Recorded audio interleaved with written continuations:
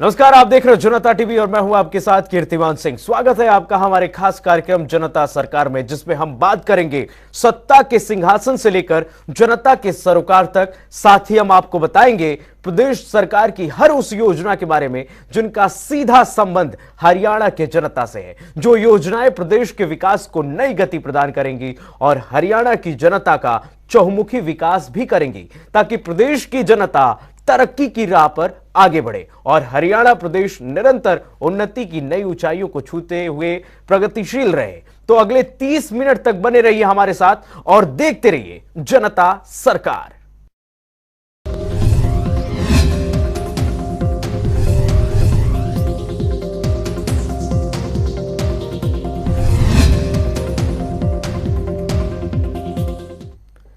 हरियाणा के मुख्यमंत्री मनोहर लाल बीपीएल परिवारों को 9 वर्ष पर एक बड़ा तोहफा देने वाले हैं। दरअसल ऑनलाइन माध्यम से 28 लाख से अधिक बीपीएल परिवारों को पीले राशन कार्ड का तोहफा देने वाले हैं, जिससे अब प्रदेश में गरीब जरूरतमंद परिवारों को पीले राशन कार्डों का सीधा फायदा मिलेगा। देखिए हमारी एक खास रिपोर्ट।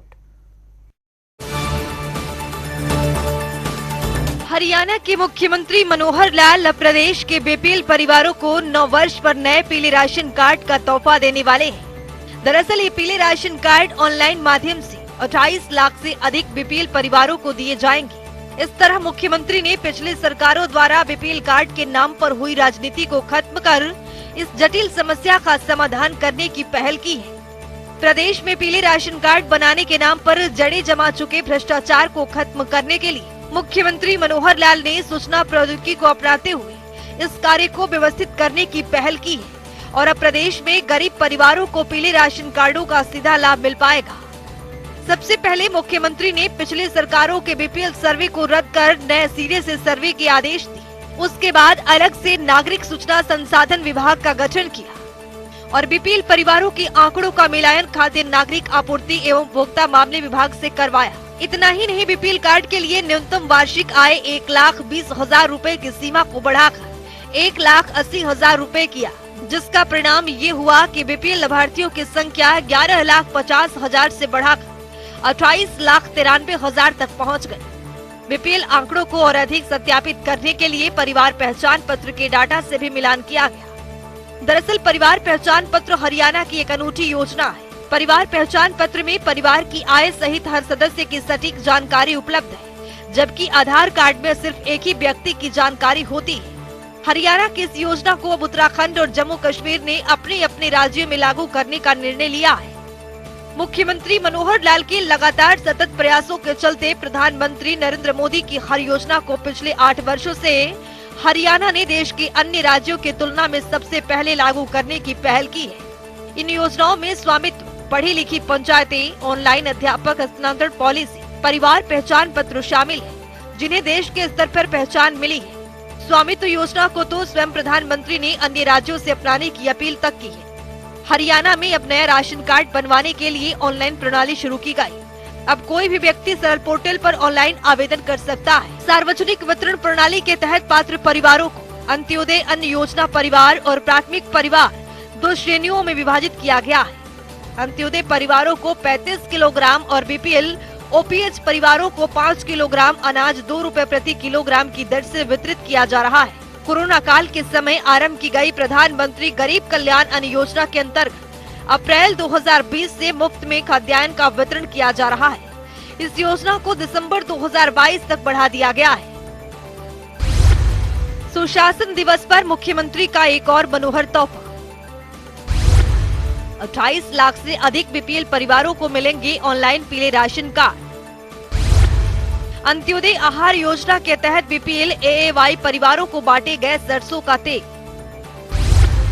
2 लीटर सरसों का तेल जनवरी 2018 से मई 2021 तक वितरित किए गए।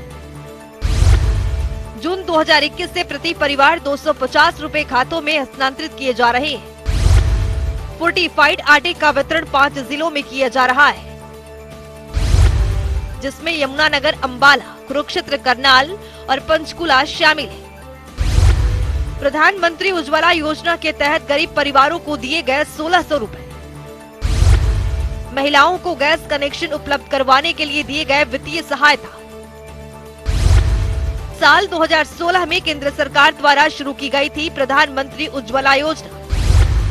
प्रदेश में गरीब परिवारों को 9,19,264 गैस कनेक्शन दिए जा चुके हैं। मुख्यमंत्री के प्रयासों से वर्ष 2017 में हरियाणा देश में सबसे पहले केरोसिन मुक्त प्रदेश बना है। मुख्यमंत्री मनोहर लाल ने पंडित दीनदयाल उपाध्याय के अंत्योदय के मूल मंत्र को सही मायने में हरियाणा में चरितार्थ किया है। चाहे वो सरकारी नौकरियां देने की बात हो या फिर किसी भी योजना का लाभ, मुख्यमंत्री ने अंत्योदय को ही सर्वोपरि रखा है। हाल ही में हरियाणा कौशल रोजगार निगम लिमिटेड के माध्यम से की जा रही टीजीटी की भर्ती में भी प्राथमिकता देते हुए 1 लाख रुपए से कम वार्षिक आय वाले अंत्योदय परिवारों के आवेदनकर्ताओं को 50 अंक और 1,80,000 वार्षिक आय वाले को 40 अंक और उसके बाद वार्षिक आय के अनुसार 30, 20 और 10 अंक देने का प्रावधान किया है। वर्तमान प्रदेश सरकार द्वारा गरीबों के कल्याण में शुरू की गई अनेक योजनाओं से जहां इन परिवारों को आर्थिक लाभ हुआ है, वहीं जीवन स्तर में भी सुधार देखने को मिल रहा है। स्पेशल डेस्क जनता टीवी। तो विकास के पथ पर हरियाणा आगे बढ़ रहा है। आगे बढ़ते हैं। मुख्यमंत्री मनोहर लाल के नेतृत्व में हरियाणा प्रगति के पथ पर आगे बढ़ रहा है। विकास के मामले में हरियाणा प्रदेश अन्य राज्यों से कहीं आगे है। आज हरियाणा सरकार की मनोहर नीतियों के कारण ही अंतिम पंक्ति में खड़े अंतिम व्यक्ति को भी सरकार की योजनाओं का लाभ हो रहा है। प्रदेश को विकास के पथ पर आगे ले जाने के लिए मुख्यमंत्री मनोहर लाल ने प्रदेश में कई योजनाएं चलाई हैं, जिससे प्रदेश के नागरिकों का विकास हो सके और गरीब जरूरतमंद विकास के पथ पर आगे बढ़ सके। इसी कड़ी में मुख्यमंत्री मनोहर लाल ने सभी योजनाओं की जानकारी खुद अपने जुबानी दी है। देखिए इस रिपोर्ट में। हरियाणा सरकार का मुख्य उद्देश्य प्रदेश को आगे लेकर जाना है, जिसके लिए मुख्यमंत्री लगातार मनोहर नीतियों पर काम कर रहे हैं, जिसका सफल परिणाम भी जमीनी स्तर पर देखने के लिए मिलता है। नागरिकों के हित के लिए काम करने वाली मनोहर सरकार हमेशा ही ऐसी योजनाओं पर आगे बढ़ती रही, जिनसे नागरिकों को सीधा लाभ हो सके। हरियाणा की मनोहर सरकार ने लगातार योजनाओं के जरिए हरियाणा वासियों को फायदा पहुँचाने का काम किया है। आज मनोहर सरकार के इस प्रयास से अंतिम पंक्ति में खड़े अंतिम व्यक्ति को भी योजनाओं का लाभ हो रहा है। हरियाणा और हरियाणा वासियों के विकास के लिए प्रतिबद्ध सरकार लगातार ऐसे कदम उठा रही है, जिससे नागरिकों को फायदा हो रहा है, जिसका परिणाम ये है कि हरियाणा प्रदेश सबसे तेज गति से विकास कर रहा है। सीएम मनोहर लाल ने प्रदेश में चलाई जा रही योजनाओं के बारे में विस्तार से जानकारी दी। देखिए, विद्यालयों की अगर हम स्थिति देखते हैं तो हमारे यहाँ विद्यालयों की संख्या पर्याप्त है। लगभग 14,000 से ऊपर सरकारी विद्यालय हैं। लेकिन इन विद्यालयों में अब शिक्षा के लिए आखिर हमने शिक्षा का सुधार खूब करना शुरू किया है, बच्चों की शिक्षा ठीक हो। अब कांग्रेस की तरह नो डिटेंशन पॉलिसी को जब हम वो लेके आए और उसके बाद 8वीं का बच्चा वो पहली दूसरी कक्षा का भी लेवल का बच्चा नहीं था, हमने उसमें शिक्षा सुधार में मंथली टेस्ट शुरू किए और जो टीचर पेरेंट्स एसोसिएशन के माध्यम से सुझाव मांगे, जो कमज़ोर बच्चे हैं उनको अतिरिक्त पढ़ाने की व्यवस्था भी की आफ्टर स्कूल आवर्स। तो शिक्षा का स्तर हमारा अच्छा हुआ, ये मैं मानता हूँ।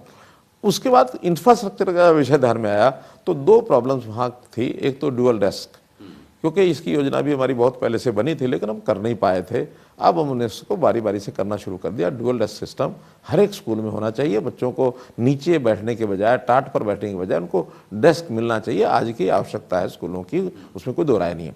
दूसरा, स्कूल के छोटे छोटे जो इंफ्रास्ट्रक्चर के काम है, सिविल स्ट्रक्चर के हैं, उस स्कूल को, उस गली जो रास्ता है वो ठीक है कि नहीं है, उसकी चारदीवारी है कि नहीं है, पानी वहाँ है कि नहीं है, वहाँ शौचालय बने हैं कि नहीं बने हैं, उसका कोई रंग रोशन होकर के, रंग रोगन होकर के उसका ब्यूटिफिकेशन हुआ है कि नहीं हुआ है, उस पर गेट पर कोई सज्जा है कि नहीं है। इन सारी चीज़ों के लिए हमने वहाँ जो स्कूल मैनेजमेंट कमेटीज़ हैं उनको ऑथराइज कर दिया है कि आप इस प्रकार के सारे काम कराने के लिए, हर स्कूल की अलग अलग स्थिति है, कहीं वो 5 लाख का काम होगा, कहीं 10 का होगा, कहीं 20 का होगा।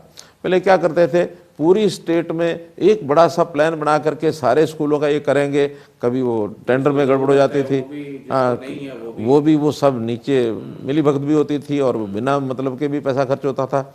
अब वो चूँकि स्कूल मैनेजमेंट कमेटी में टीचर्स भी हैं, पेरेंट्स भी हैं, ऐसे सब प्रतिनिधि जो होते हैं, गांव का पंचायत का सरपंच भी है, तो ऐसे लोग मिल करके उस स्कूल में क्या आवश्यकता है वो अपना प्लान बनाते हैं और आगे जिला अनुसार वो तय करते हैं, हम उसका बजट तय कर देते हैं, वो अपने आप काम को कराते हैं। ड्यूअल डेस्क भी चल रहा है और ये भी ब्लॉक वाइज योजना बना रहे हैं, एक एक ब्लॉक की योजना बना के आगे बढ़ रहे हैं। अभी 26 ब्लॉक्स में ये काम इस समय चल रहा है और मैं समझता हूँ कि जैसे ये कंप्लीट होगा, अगला और 26 नहीं तो 50 ऐसे ब्लॉक का करके 2-3 फेज में ये सारा काम कंप्लीट कराएंगे, ताकि किसी भी स्कूल में ऐसी जो मूलभूत आवश्यकताएं हैं वो सारी पूरी हों, कमी ना रहे। इस पर हम ये काम कर रहे हैं। ये है स्कूलों का इंफ्रास्ट्रक्चर का काम करने का जो SMCs के माध्यम से, स्कूल मैनेजमेंट कमेटीज के माध्यम से। इतना ही नहीं, मुख्यमंत्री मनोहर लाल के नेतृत्व में हरियाणा प्रति व्यक्ति आय के मामले में न केवल बड़े राज्यों में शामिल, बल्कि प्रति व्यक्ति आय के मामले में भी नंबर 1 पर है। इतना ही नहीं, वित्त प्रबंधन बेहतर होने के कारण हरियाणा बजट घाटे को नियंत्रित करने में भी सफल हो सका है। वहीं मुख्यमंत्री मनोहर लाल ने योजनाओं के बारे में जानकारी देते हुए बताया कि जनता के दरवाजे पर योजनाएं पहुंच रही हैं, जिससे गरीब और जरूरतमंद विकास के पथ पर आगे बढ़ रहे हैं। देखिए, परिवार पहचान पत्र का लाभ जितना जनता को हो रहा है, सबने स्वीकार किया कि ये चीज ठीक है। हाँ, कहीं ना कहीं त्रुटियां उसमें हो सकती हैं, क्योंकि आखिर तो सारे सिस्टम में आपका तो बड़ा विजन था कि आधार के आगे की ये वही आधार है, वो इंडिविजुअल को पहचान करने का एक पैमाना है कि एक सिटीजन का एक नंबर ID होनी चाहिए, ताकि उसका पता लगे ये ठीक व्यक्ति है। लेकिन हमारे समाज में व्यक्ति जो है वो इकाई नहीं हो सकता, परिवार एक इकाई है, क्योंकि एक परिवार में 1 या 2 व्यक्ति कमाने वाले हैं, 4 या 6 उसके ऊपर निर्भर होते हैं, तो परिवार की देखरेख करनी पड़ती है। परिवार को एक ID दे करके उस परिवार को कैसे आगे बढ़ाया जाए, उसमें बच्चे भी हैं, उनकी पढ़ाई होनी चाहिए, उसमें रोगी है उसका इलाज होना चाहिए, उसमें बुजुर्ग है उसकी भी सोशल एक प्रकार से उसकी सिक्योरिटी होनी चाहिए, जो बेरोजगार है उसको रोजगार मिलना चाहिए। तो एक परिवार के अंदर सारी चीज़ों की आवश्यकता होगी। तो परिवार पहचान पत्र का ये कंसेप्ट, ये एक अच्छा कंसेप्ट है। विरोध करने वाले भी आज खामोश हो गए हैं, बल्कि इस योजना को प्रधानमंत्री जी ने आह्वान किया कि हरियाणा की परिवार पहचान पत्र योजना को सारे प्रदेश लागू करें। सब अध्ययन कर रहे हैं। अभी पीछे महाराष्ट्र के लोग आए थे, मेरे साथ उनकी मीटिंग हुई, हमारे अधिकारियों के साथ सब लोग जा रहे हैं। और अभी मैं जम्मू कश्मीर में गया तो उन्होंने इस विषय को समझा, और मैं आपकी जानकारी के दे रहा हूं कि जम्मू कश्मीर ने तो परिवार पहचान पत्र लागू कर दिया। उनका हम भी परिवार का एक ID देंगे, ताकि परिवार के लिए ये सब किया जाए। और परिवार के इस प्रकार के सिस्टम से ही बहुत सी चीज़ें ऑटोमेटिक होने लगी PPP के कारण से। जैसे ओल्ड एज पेंशन 60 साल का होने के बाद पहले लोग धक्के खाते थे, अब काटने के बाद एक तरफ है, वो भी मैं आपको बताऊंगा क्यों काटी गई है, लेकिन वो नई बनाने के लिए भी अब किसी को कोई एप्लीकेशन नहीं देनी पड़ती, कोई दस्तावेज लेकर के दफ्तर में नहीं घूमना पड़ता, कोई धक्के नहीं खाने पड़ते। 60 साल होते ही अगले महीने से उसको पेंशन उसके घर में मिलनी शुरू हो जाती है। और ये लगभग 4000 अभी इन महीनों में ही, थोड़े महीने हुए हमने लागू कर दिया, अब ऑटोमेटिक पेंशन बनी है। लोग खुश होकर बताते हैं मैं तो दफ्तर गया ही नहीं, मेरी पेंशन आ गई है।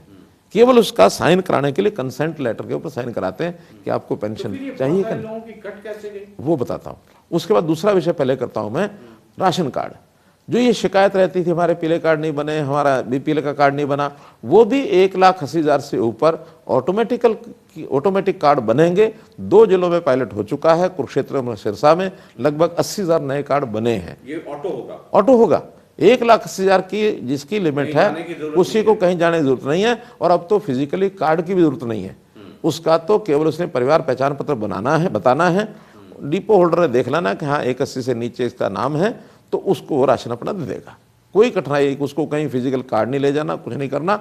ऑटोमेटिकली 1 जनवरी से सब शुरू होने वाला है। इसके अनाउंसमेंट में कुछ समय के बाद करने वाला हूं, लेकिन 1 जनवरी से कोशिश हमारी यही है कि हर एक 1,80 से नीचे के परिवार का, ये बड़ा इंपॉर्टेंट, बहुत बड़ी बात मैं कह रहा हूँ, छोटी नहीं है। 1,80,000 रुपए से सालाना इनकम जिस परिवार की कम है, उसका BPL कार्ड ऑटोमेटिकली वो उसमें दर्ज हो जाएगा। हरियाणा प्रदेश ने मुख्यमंत्री मनोहर लाल के नेतृत्व में कई उपलब्धियां हासिल की हैं। मनोहर नीतियों के कारण ही हरियाणा प्रगति की राह पर आगे बढ़ रहा है। मुख्यमंत्री मनोहर लाल के नेतृत्व में आज नागरिकों को सभी सुविधाएं आसानी से मुहैया हो पा रही हैं। अंतिम पंक्ति में खड़े अंतिम व्यक्ति को भी बिना किसी रुकावट और अड़चन के सरकार की योजनाओं का लाभ मिल रहा है। और इसी कारण आज हरियाणा के कदम 21वीं सदी के सबसे विकसित और समृद्ध प्रदेश बनने की ओर है। स्पेशल डेस्क जनता टीवी। और चलिए आगे बढ़ते हैं। हरियाणा के मुख्यमंत्री मनोहर लाल की नीतियां प्रदेश के विकास को गति दे रही हैं। मुख्यमंत्री के नेतृत्व में हरियाणा की उन्नति और प्रगति अन्य राज्यों से आगे है। साथ ही हरियाणा ने अपनी एक नई पहचान बनाई है। मुख्यमंत्री की कल्याणकारी योजनाओं के कारण ही हरियाणा आज सबसे तेज गति से विकास करने वालों में राज्यों में आज शामिल है। इसी कड़ी में मुख्यमंत्री मनोहर लाल ने पिछले दिनों हरियाणा कैबिनेट की बैठक में अहम फैसले लिए थे, जिसमें विभिन्न विभागों के विलय के प्रस्ताव को मंजूरी मिली थी, जिसकी अधिसूचना आगामी 4 से 5 दिनों में सरकार की ओर से जारी कर दी जाएगी। इसके लिए विभागों के प्रशासनिक सचिवों से टिप्पणियां और नियम संबंधित आवश्यक जानकारियां मांग ली गई हैं। रिपोर्ट देखिए जरा। हरियाणा की मनोहर सरकार लगातार प्रदेश हित में कई बड़े और कड़े फैसले ले रही है, जिसका सीधा फायदा प्रदेश के नागरिकों को मिल रहा है। आपको बता दें कि पिछले दिनों हरियाणा कैबिनेट की बैठक में मुख्यमंत्री मनोहर लाल ने विभिन्न विभागों के विलय के प्रस्ताव को मंजूरी दी थी, जिसकी अधिसूचना आगामी 4 से 5 दिनों में सरकार की ओर से जारी कर दी जाएगी। इसके लिए विभागों के प्रशासनिक सचिवों से टिप्पणियां और नियम संबंधी आवश्यक जानकारियां मांग ली गई है, जिसके बाद अधिसूचना का प्रारूप तैयार कर उसे विधि परामर्शी के अनुसार मुख्यमंत्री और राज्यपाल से अंतिम मंजूरी प्राप्त करने के लिए भेजा जाएगा। मुख्य सचिव संजीव कौशल ने शुक्रवार को विभिन्न विभागों के प्रशासनिक सचिवों के साथ विभागों के विलय के संबंध में अहम बैठक की। मुख्य सचिव ने स्पष्ट किया है कि मंत्रिमंडल के निर्णय के अनुसार केवल विभागों का विलय हुआ है। निदेशालय, यूटिलिटीज और प्राधिकरण पहले की तरह काम करते रहेंगे। वहीं कौशल ने कहा कि पिछले दिनों मुख्यमंत्री मनोहर लाल की अध्यक्षता में हुई मंत्रिमंडल की बैठक में विभिन्न विभागों के कामकाज में बेहतर तालमेल लाने और कार्यप्रणाली को सुव्यवस्थित करने के उद्देश्य से एक ही प्रकार की कार्य प्रकृति वाले विभिन्न विभागों के विलय और एक विभाग को डिसोल्व करने के प्रस्ताव को मंजूरी प्रदान की गई थी। बैठक में राजस्व एवं आपदा प्रबंधन विभाग के अतिरिक्त मुख्य सचिव और वित्त आयुक्त वी.एस. कुंडू, उद्योग एवं वाणिज्य विभाग के अतिरिक्त मुख्य सचिव आनंद मोहन शरण, विज्ञान एवं प्रौद्योगिकी विभाग के अतिरिक्त मुख्य सचिव अशोक खेमका, वन एवं वन्य जीव विभाग के अतिरिक्त मुख्य सचिव विनीत गर्ग, उच्चतर शिक्षा और तकनीकी शिक्षा विभागों के प्रधान सचिव विजेंद्र कुमार, खेल एवं युवा मामले विभाग के निदेशक पंकज नैन, कार्मिक विभाग के विशेष सचिव पंकज, मानव संसाधन विभाग के विशेष सचिव आदित्य दहिया सहित संबंधित विभाग के अन्य अधिकारी उपस्थित रहे। जनता टीवी के लिए चंडीगढ़ से पवन सीवर की रिपोर्ट। और चलिए आगे बढ़ते हैं। 1971 भारत पाकिस्तान युद्ध की 51वीं वर्षगांठ आज विजय दिवस के रूप में मनाया गया। दरअसल यह युद्ध दूसरे विश्व युद्ध के बाद विश्व का ऐसा पहला युद्ध था जो कई बातों के लिए मिलिट्री इतिहास में अपनी अलग पहचान रखता है। इसको अनोखा युद्ध भी माना जाता है। इसी कड़ी में हरियाणा के मुख्यमंत्री मनोहर लाल ने ट्वीट कर भारत के जांबाज जवानों को नमन किया। अभी हम आपको ट्वीट दिखाएंगे, तो चलिए देखते हैं सीएम ने अपने ट्वीट में क्या कुछ लिखा है। सीएम ने लिखा कि विजय दिवस के अवसर पर 1971 के ऐतिहासिक युद्ध में अपने शौर्य से पाकिस्तानी सेना को घुटने टेकने के लिए मजबूर करने वाले भारत के जांबाज जवानों को कोटि कोटि नमन। मां भारती के वीर सपूतों की गौरव गाथा भावी पीढ़ियों को सदैव गौरवान्वित करती रहेगी। और चलिए आगे बढ़ते हैं। हरियाणा के मुख्यमंत्री मनोहर लाल के कुशल नेतृत्व में प्रदेश के हर एक गरीब जरूरतमंदों का विकास हो रहा है। गरीब जरूरतमंद विकास के पथ पर आगे बढ़ रहे हैं। आपको बता दें कि मुख्यमंत्री मनोहर लाल ने हाउसिंग फॉर ऑल विभाग की ओर से एक मजबूत फ्रेमवर्क तैयार करा रहे हैं, जिससे शहरी ग्रामीण क्षेत्रों में सभी पात्र लाभार्थियों को प्रधानमंत्री आवास योजना के तहत जल्द से जल्द घर मुहैया कराए जा सके। मुख्यमंत्री मनोहर लाल के विकास कार्यों से जुड़ी देखिए हमारी ये खास रिपोर्ट। हरियाणा में जरूरतमंदों के सिर पर छत मुहैया करवाने की प्रदेश सरकार की प्रतिबद्धता के अनुरूप हाउसिंग फॉर ऑल विभाग एक मजबूत फ्रेमवर्क तैयार कर रहा है। मुख्यमंत्री मनोहर लाल का ध्येय है कि प्रदेश में कोई भी नागरिक ऐसा ना हो जिसका सिर पर छत ना हो। इसीलिए राज्य सरकार निरंतर प्रयास कर रही है कि शहरी और ग्रामीण क्षेत्रों में सभी पात्र लाभार्थियों को प्रधानमंत्री आवास योजना के तहत जल्द से जल्द घर मुहैया कराए जाए। इतना ही नहीं, इन सीटू स्लम डेवलपमेंट घटक के तहत गुरुग्राम, फरीदाबाद और पंचकुला या अन्य जिलों में भी स्लम एरिया को चिन्हित कर एक योजना तैयार की जाएगी और इस प्रस्ताव को अंतिम मंजूरी के लिए जल्द से जल्द केंद्र सरकार को भेजा जाएगा। मुख्य सचिव संजीव कौशल ने ये जानकारी गुरुवार को हाउसिंग फॉर ऑल विभाग की योजना की प्रगति की समीक्षा बैठक के दौरान दी। उन्होंने बैठक में शहरी और ग्रामीण क्षेत्रों में प्रधानमंत्री आवास योजना के तहत पात्र लाभार्थियों को घर प्रदान करने की प्रगति की समीक्षा की।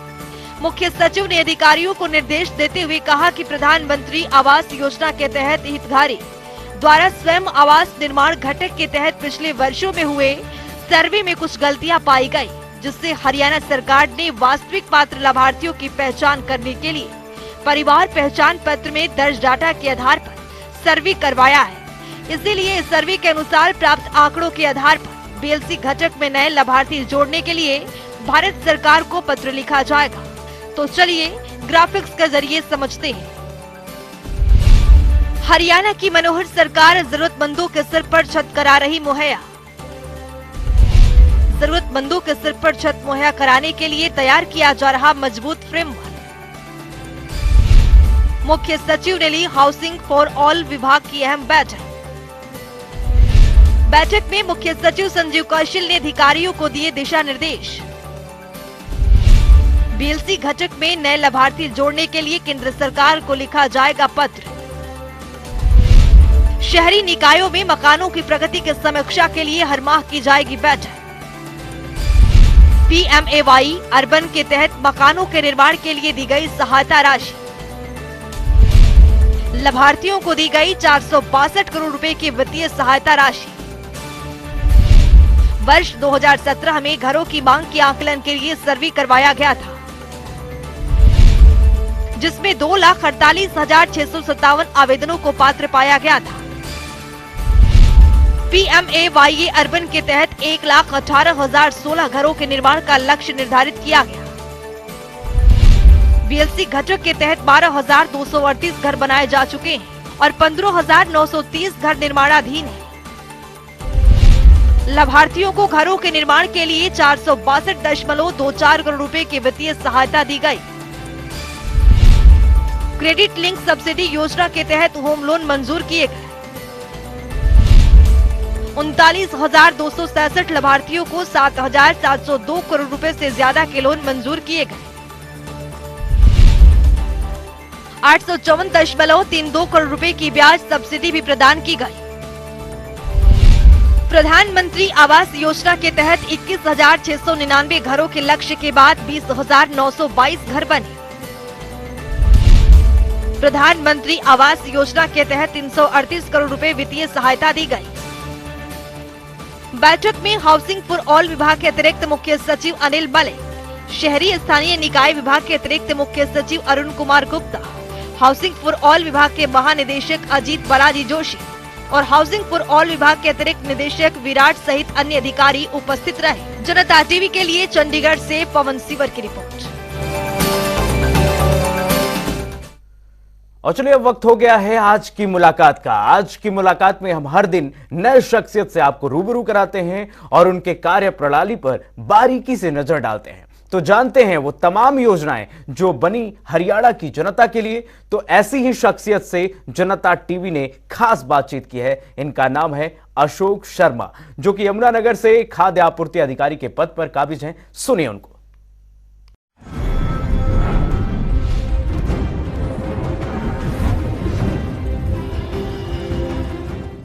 जिन आदमियों ने अपने ऑनलाइन बीपीएल कार्ड के लिए अप्लाई किया हुआ था और जिसकी 1,80,000 से कम इनकम है, ऐसे लाभार्थियों के लिए राज्य सरकार द्वारा बहुत ही सराहनीय कदम उठाया गया है। जिन लाभार्थियों की 1,80,000 से कम इनकम है, ऐसे व्यक्तियों के बीपीएल कार्ड राज्य सरकार द्वारा जो है बनाए जा रहे हैं। हमारे विभाग के कमिश्नर एवं सेक्रेटरी महोदय द्वारा जो है एक वीडियो कॉन्फ्रेंस की गई थी, जिसमें उन्होंने अवगत करवाया है कि यमुनानगर डिस्ट्रिक्ट में लगभग 26,000 बेनिफिशियरी को जो है बीपीएल कार्ड जो है बनाए जा रहे हैं। तो ये बीपीएल कार्ड जो है ऑनलाइन हैं, उनके हमारे पोर्टल पे ये आ गए हैं। एफपीएस पे हम इनकी मैपिंग करने जा रहे हैं। इसी के संबंध में आज मैंने भी इंस्पेक्टर साहिबान की जो है मीटिंग जो है बुलाई है और एफपीएस पे एलोकेट होने के बाद, एफपीएस के साथ मैपिंग होने के बाद इनको अगले माह से जो है राशन मिलना शुरू हो जाएगा। तो हमारे यहाँ सिर्फ जो है बीपीएल और AAY 2 कैटेगरी जो है रहेंगी। और आपके माध्यम से ये भी जो है मैं आपको अवगत करवाना चाहूँगा कि वे राशन कार्ड जो ये प्रिपेयर होंगे, उसमें किसी भी बेनिफिशियरी से कोई राशन कार्ड प्रिपरेशन के रिगार्डिंग पैसा नहीं लिया जाएगा। अदरवाइज फ्री ऑफ कॉस्ट जो है ये राशन कार्ड होंगे।